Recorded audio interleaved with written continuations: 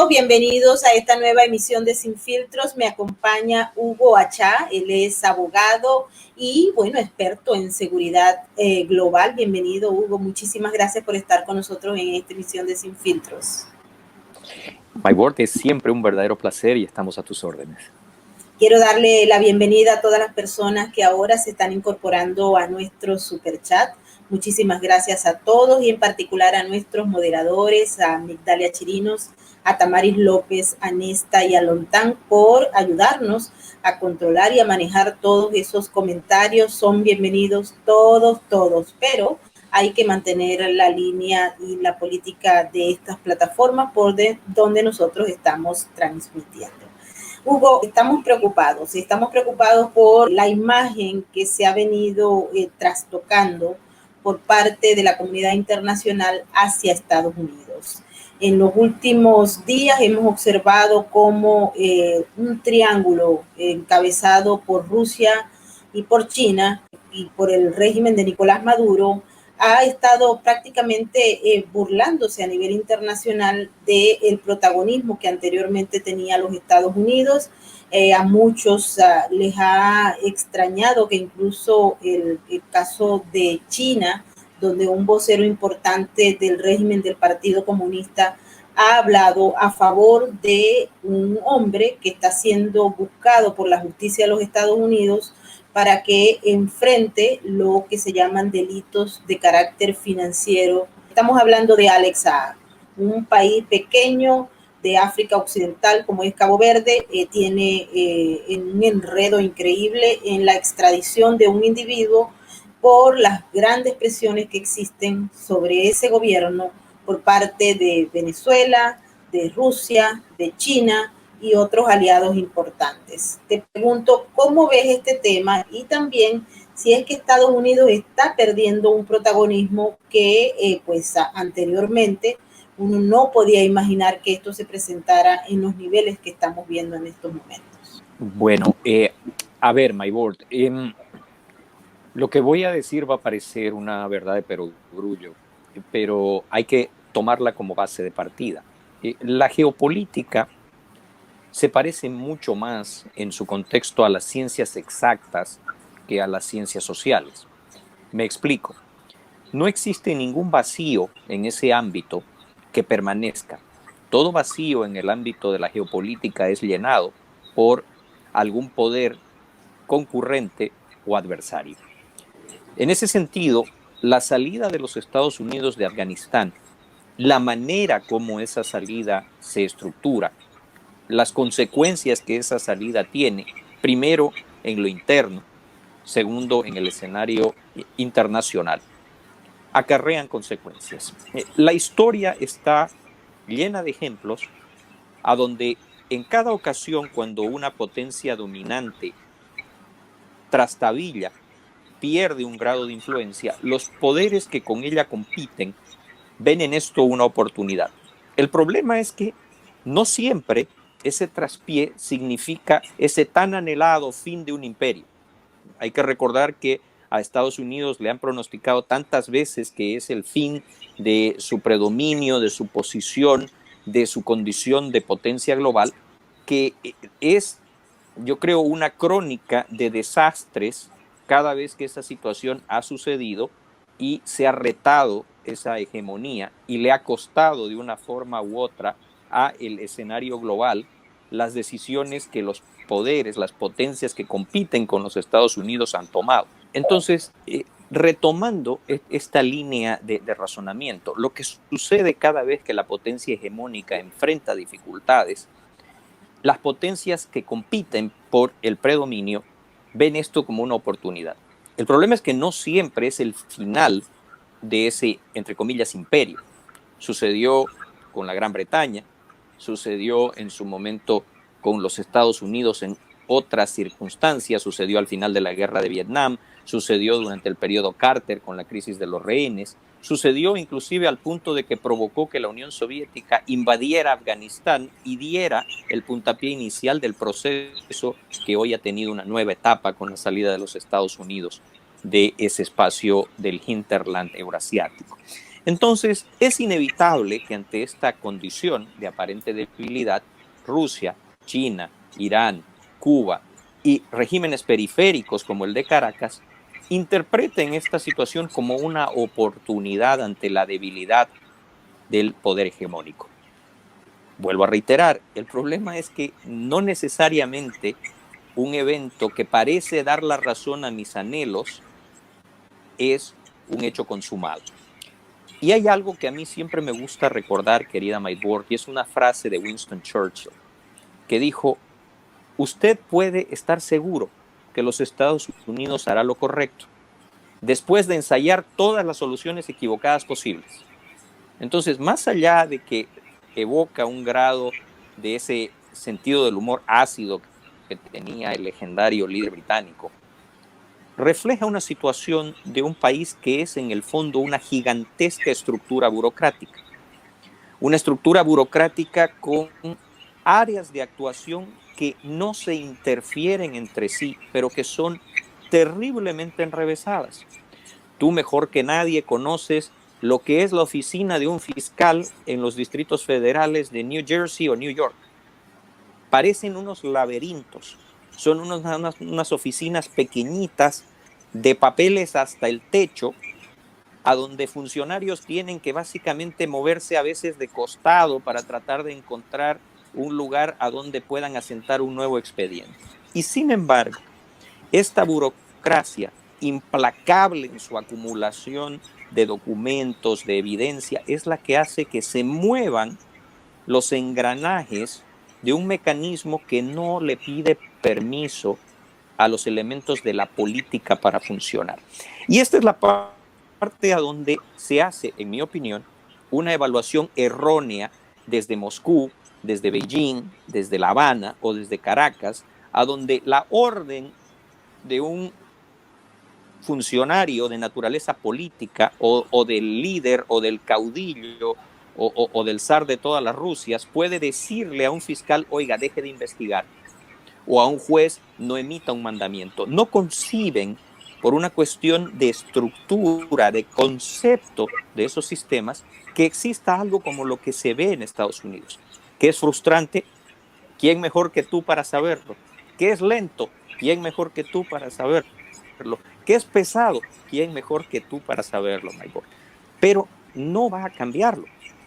No va a cambiarlo. Entonces creo, como vuelvo a repetir, es mi opinión, que es un error fundamental de concepto el que comete el Kremlin cuando envía a la señora María Zaharova a decir: ha sido una decisión política de los Estados Unidos la de interferir con las negociaciones que estamos coordinando en México para obtener la paz para el pueblo venezolano. No, de hecho, sería muy difícil el aplicar ese razonamiento cuando los retrasos que ha sufrido la causa son más atribuibles a la defensa de Saab que a cualquier tipo de decisión que hubiera podido tomar el gobierno de Estados Unidos. Y es creer demasiado en una teoría de la conspiración que vaya a haber simultáneamente las agencias de inteligencia y policiales españolas, que más allá del caos que se da en el nivel político de España, son agencias sólidas en su proceder profesional, justamente haber accedido a realizar la parte operativa de una detención en relación al señor Carvajal, coordinada con la Agencia Antinarcóticos de los Estados Unidos. Creo de que esta conjunción de eventos afecta, en el caso de quienes desafían a los Estados Unidos, intereses políticos, pero se equivoca cuando cree que son elementos de carácter político los que o hacen que Cabo Verde no, entre comillas, obedezca a los Estados Unidos porque Estados Unidos ha perdido poder, o que un juez de las Cortes Españolas determine que se debe seguir el rito procesal cuando hay una situación de asilo pendiente para que no se conceda la extradición de Carvajal. Sí, es importante aclarar este aspecto en particular porque hemos visto cómo se maneja con muy buen criterio desde el punto de vista estratégico la propaganda de estos regímenes. Creo que hemos aprendido a lo largo de toda la historia cómo el régimen tanto venezolano, copiado del ruso o del chino, manejan con absoluta inteligencia todo lo que es imponer una narrativa, crear relatos falsos, etcétera. Uno de esos relatos es el desmontamiento, por llamarlo de alguna manera, de la justicia estadounidense. Ellos han jugado y amplificado, si se quiere, algunos casos que han ocurrido, por cierto, acá en la ciudad de Nueva York, en la Corte del Distrito Sur. Nos referimos, por ejemplo, al caso del jefe de defensa de México, Salvador Cienfuegos, o también a uno de los personajes que fue acusado de haber lavado más de 100 millones de dólares al régimen de Hugo Chávez y a favor de la dictadura de los ayatolas allá en Irán.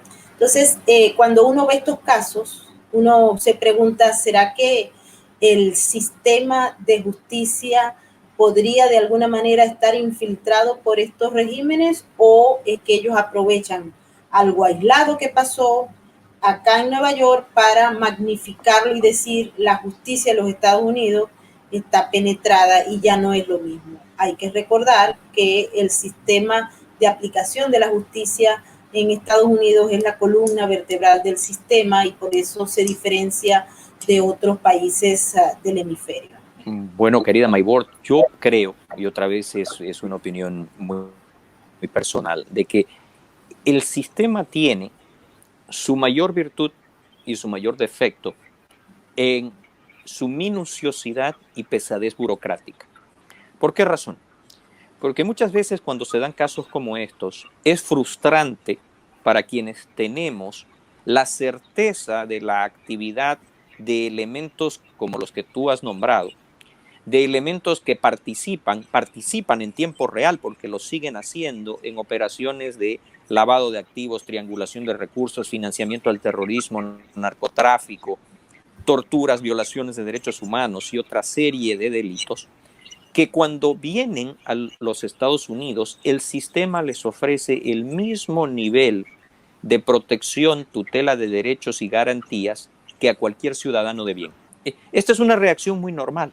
Y a veces, en esa minuciosidad, la carencia de una pequeña formalidad puede ser la generación de un defecto invencible que haga que un funcionario de esa burocracia diga que una prueba no es admisible, diga que un testimonio ya no es válido y le dé a elementos como estos, que generalmente tienen la ventaja de una gran cantidad de recursos financieros y la posibilidad de cubrirse con el asesoramiento, con el apoyo de algunas de las firmas de abogados de mayor peso e influencia en las cortes federales, y terminan saliendo bien librados. ¿Significa eso que el sistema es o ha sido penetrado o se ha corrompido, está corrupto? No, es otra vez una muestra de que toda esta situación amalgama una serie de conceptos, de posiciones garantistas que están contempladas en la Constitución,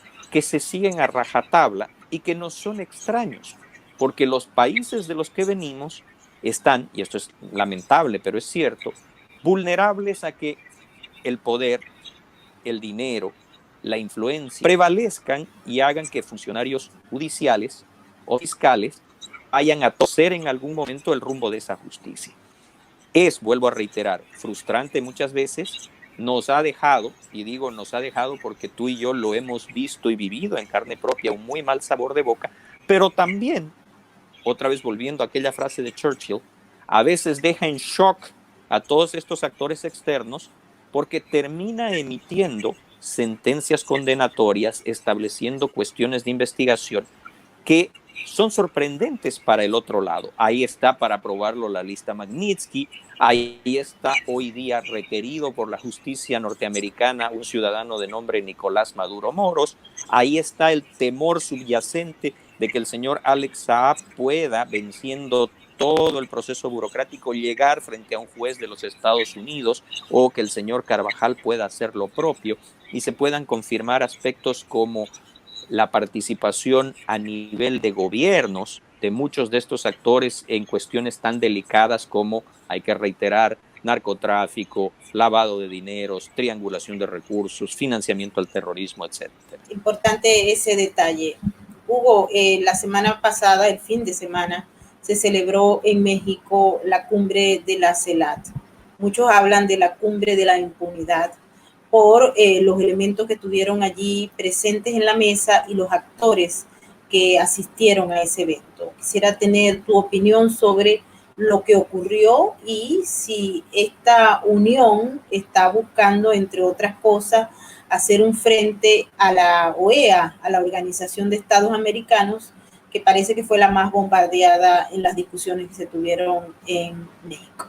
Bueno, apreciada Maybord, hay varios aspectos para resaltar de esta cumbre de la CELAC. Sin duda, uno de ellos es la tentativa de crear una institucionalidad paralela que reemplace un orden que incomoda a los regímenes, a estos sistemas autoritarios que se están imponiendo desgraciadamente cada vez más en nuestro hemisferio.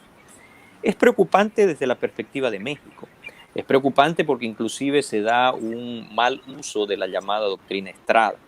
Y es más preocupante porque vemos cómo México empieza a transitar la misma ruta que transitó Venezuela, la misma ruta que transitó Bolivia, la misma ruta que desgraciadamente parece haber iniciado Chile, que es el abandono de los preceptos de la democracia liberal, el uso de técnicas de guerra asimétrica y de la hibridación de procesos de política con procesos del mundo de lo ilícito.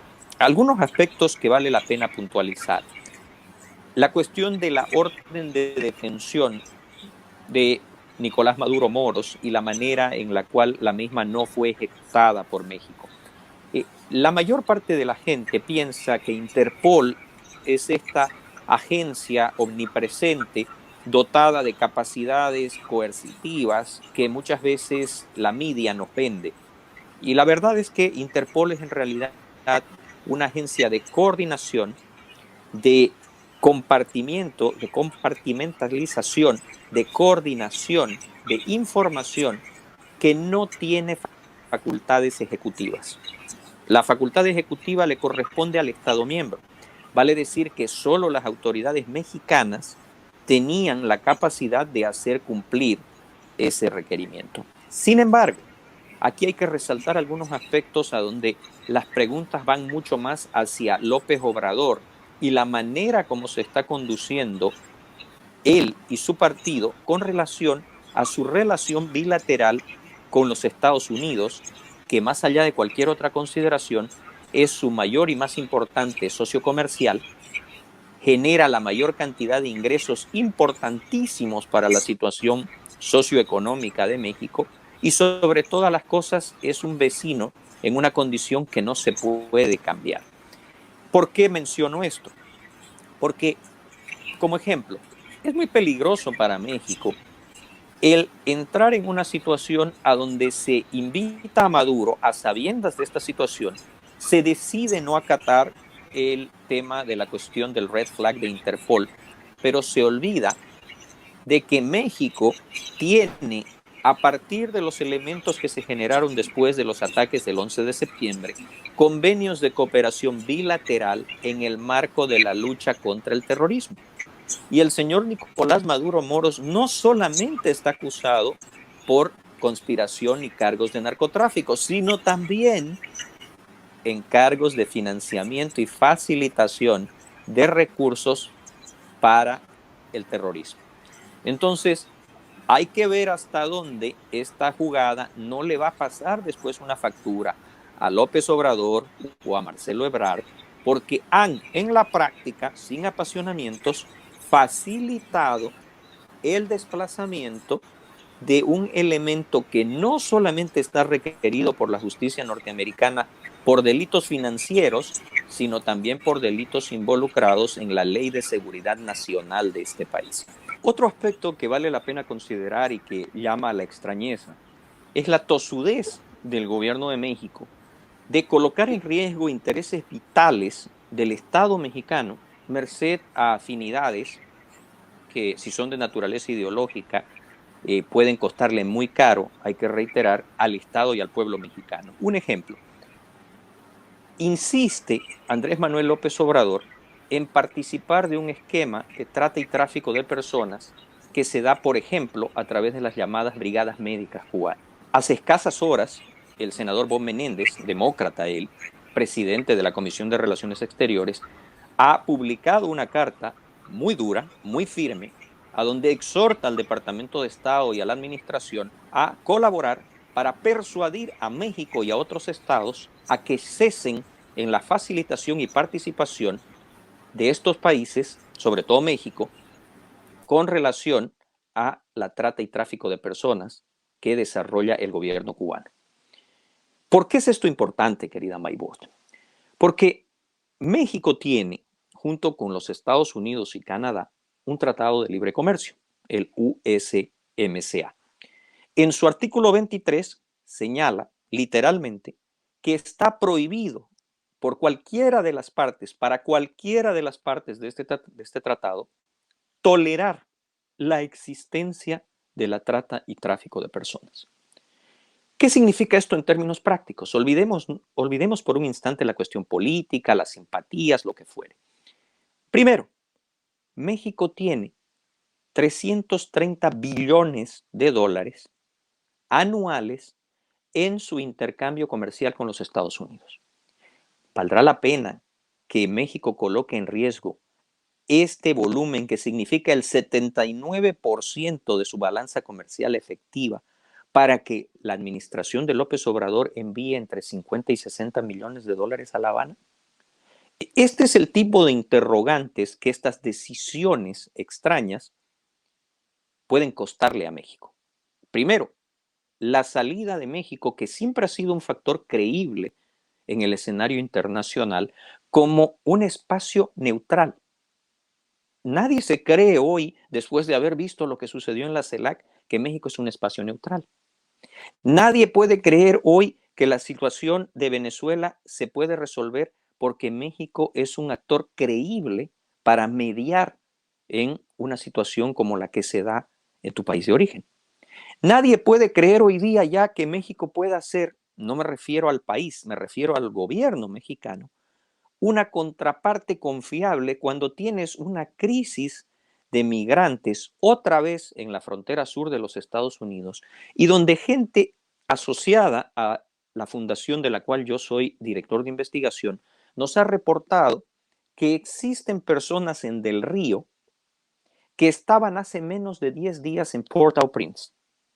Para quienes, como tú, que has estado en el lugar, que has visto las condiciones in situ, para quienes investigamos este tipo de fenómenos, entender que un ser humano pueda transitar en un periodo de entre una semana a 10 días desde Haití hasta la frontera misma entre México y los Estados Unidos es casi imposible.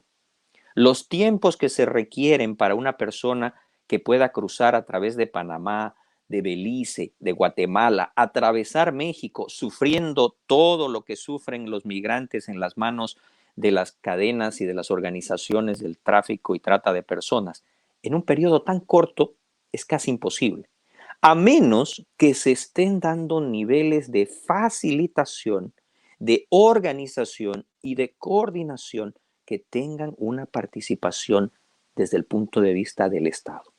Y entonces volvemos a este conjunto de interrogantes que se plantean a partir de la CELAC, a partir de la tentativa de fragilizar instituciones creíbles porque incomoda su nivel de fiscalización, que se permita atacar directamente a los Estados Unidos o que incurra en cuestiones sancionadas por tratados que son vitales para los intereses económicos de un país como México, son realmente, por lo menos, llamativos, cuando no desconcertantes. Muy amenazantes. Hemos estado observando las informaciones que se han venido publicando a través de Fox y de muy escasos medios en el ámbito conservador aquí en Estados Unidos. Y no sé si las has visto, pero es muy preocupante lo que está pasando en la frontera sur, ahora que lo traes a colación, porque más de 15.000 personas. Nadie sabe exactamente la cifra porque no se ha dado a conocer a través de los organismos oficiales, pero sí hemos visto lo que está pasando. Escuchamos también las declaraciones del gobernador Abbott en Texas, donde señala que ha tenido que utilizar fondos de más de 3.000 millones para atender esa crisis humanitaria que no está siendo controlada por el gobierno federal. Pero no nos vamos a desviar del tema, quiero que nos vayamos a otro aspecto que es muy importante porque se trata de una crisis que involucra a un socio importante de los Estados Unidos como lo es Francia, a raíz de lo que se ha llamado la famosa crisis de los submarinos nucleares, donde Francia ha llamado, y de hace mucho tiempo que no lo hacía, embajadores tanto en Estados Unidos como en Australia. Hay unas decisiones que ha tomado el gobierno de Macron, que en el marco de la estrategia y derecho de francés se habla de una decisión excepcional y de una gravedad excepcional entre Francia, Estados Unidos y Australia. Entonces, quisiera que nos explicaras a la audiencia más o menos cómo tú observas esta crisis y si en toda medida estamos hablando de que hubo otra vez, al igual que en el caso de Afganistán, alguna estrategia o alguna decisión mal tomada con relación a un socio fundamental para Estados Unidos como lo es Francia. Bueno, apreciada Maybord, creo que, en mi opinión nuevamente, esto refleja esta condición del tamaño de los Estados Unidos y cómo a veces las decisiones que parecen demorarse cuando son tomadas, eh, definitivamente ocasionan reacciones que casi son equivalentes a sismos, ¿no?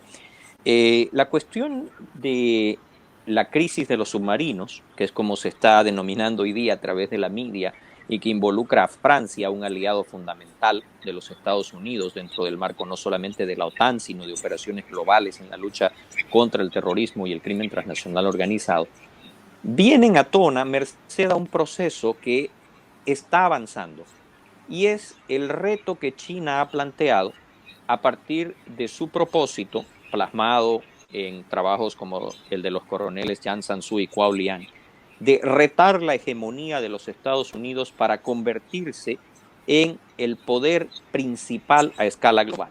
Estoy citando trabajos de geopolítica y de teoría política chinos. En ese propósito, China ha construido una marina de aguas azules, vale decir, una fuerza militar de capacidad de proyección de poder global, y tiene hoy día mayor cantidad de unidades navales que los Estados Unidos. Esto no quiere decir que sea más poderosa, estamos hablando solamente de la cuestión del número. Pero este reto ha, sin duda, roto el equilibrio de las capacidades militares con las consecuencias geopolíticas que eso acarrea en el área del espacio denominado Indo-Pacífico. Australia no es el único firmante de estos acuerdos. Está también Corea del Sur y en cierta medida, durante la administración Trump, se intentó un acercamiento con la India, siempre guardando los equilibrios con un Pakistán que también es un aliado necesario para los Estados Unidos por lo que sucede en el espacio euroasiático y que va a ganar mucha más preponderancia nuevamente debido a la retirada de Afganistán. ¿Qué pasa con los submarinos?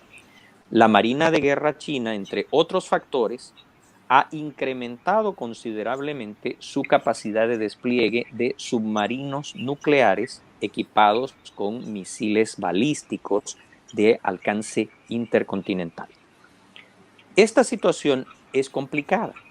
Además, se lanza una serie de vectores que incluye el equipamiento de otros medios de la Marina china, incluyendo también submarinos, no solamente de propulsión nuclear, sino de propulsión de otros medios, de misiles de crucero. Entonces, Australia, que es un aliado confiable, tenía este contrato con Francia para la construcción de medios navales, en este caso submarinos, de propulsión convencional, que de golpe no son suficientes en sus capacidades, en su despliegue y en los medios que pueden utilizar para contrarrestar la amenaza china. Hay que recordar que en esto no está solamente los Estados Unidos, el acuerdo también involucra al Reino Unido. Entonces, hay un conflicto desde el punto de vista de una Francia que pierde, de acuerdo a diversas fuentes, entre 30 y 40 billones de dólares en el contrato de la construcción de estos submarinos. Pero también cuando uno empieza a escuchar a los australianos, se empieza a dar cuenta que no fue una decisión que tomó la administración de Joe Biden hace nada más unos cuantos días. Venía de un proceso de decantación a donde se habían discutido varios aspectos. Te doy algunos elementos. Francia tiene un contrato no similar porque es mucho menos significativo en las cifras, pero importante, con la Marina de Guerra del Brasil, a donde por primera vez el Brasil, que sí tiene capacidades nucleares propias, Australia no las tiene, Australia tiene por ley federal prohibido el desarrollo de la energía nuclear en el territorio australiano, Brasil tiene capacidades nucleares y acudió a Francia para pedirle que se modifique el diseño de submarinos de la clase Scorpene para que el Brasil lance su primer submarino de propulsión y capacidades nucleares.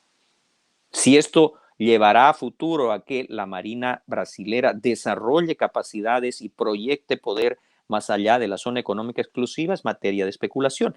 Pero el programa ya nació con esas características. El programa que tenía Australia con Francia no las tenía, y de acuerdo a las informaciones que se han ido haciendo públicas en Australia, estas discusiones ya venían hace más de un año desarrollándose y los franceses habían manifestado de que no les era posible entrar en un marco de transferencia en las condiciones que los australianos pedían. El acuerdo que hoy envuelve la transferencia de tecnología, pero también un muy rápido proceso de entrenamiento y adaptación, porque se va a dar una situación inédita, que un país que no tiene capacidades nucleares, que tiene prohibido el despliegue de la tecnología en su territorio, tenga a su marina de guerra equipada con submarinos de capacidad nuclear. Entonces, en esta complejidad hay el tema de que Estados Unidos y sus aliados están intentando responder a la amenaza china. No te sorprenda, Maybord, porque ya viene en un proceso de modificación, inclusive a nivel constitucional de Japón, que ha cambiado la manera en la cual su marco legal le impedía el despliegue de medios militares más allá de sus fronteras. Recordarás que sus fuerzas militares se denominan Fuerzas de Autodefensa del Japón, que a través de este desarrollo permitió la construcción de dos unidades navales, los, entre comillas, cruceros antisubmarinos de la clase Izumo, en realidad dos portaaviones, hoy día con la adquisición de los japoneses de los cazas de fabricación norteamericana F-35 Lightning, van a tener por primera vez desde la Segunda Guerra Mundial medios navales ofensivos de estas capacidades. Y no me extrañaría porque Japón sí tiene tecnología nuclear propia, recordemos el ejemplo que acabo de darte sobre el Brasil, que Japón también pudiera dar ese salto en función de que necesita capacidades que le permitan contener esta agresiva política de proyección de poder que China ha desarrollado. Esto ha creado una crisis profunda. Francia, tú recordarás, tú tienes una relación muy grande con Francia y los franceses, tiene componentes que pueden llevarnos en la historia hacia atrás al momento en que de Gaulle decidió abandonar a la OTAN o cuando a partir de la posición política del gaullismo Francia adoptó su doctrina de seguridad nacional que, y me disculpo por la mala pronunciación de mi francés, se denomina Défense tout azimut, o sea, Francia tiene que tener la capacidad de defenderse de adversarios hacia cualquier punto del espectro cardinal y por lo tanto debe desarrollar sus capacidades sin confiar jamás en sus capacidades esenciales en un proveedor o en una contraparte exterior a Francia. Entonces, esta crisis que puede tener ciertas derivaciones, que puede colaborar en función a una política que tiene otro adversario de los Estados Unidos, que es Rusia, que está buscando cualquier resquebrajamiento de la Alianza Atlántica, que recientemente ha desplegado nuevamente, apenas un par de días atrás, 2 bombarderos con capacidad nuclear y los hizo orbitar muy cerca del enclave de Kaliningrado, obligando por primera vez desde la implementación del destacamento de policía aérea en Šiauliai, en Lituania, a que despeguen cazas de Finlandia, de Suecia, de Italia, que estaban desplegados en Lituania, y norteamericanos para intentar monitorear este despliegue en el flanco norte de la OTAN. Entonces, creo que todo esto se encaja en la movida estratégica que, una vez más, fíjate cómo vamos otra vez en un aparente círculo perfecto a la debilidad manifiesta que perciben los adversarios de Estados Unidos a raíz del fenómeno de Afganistán.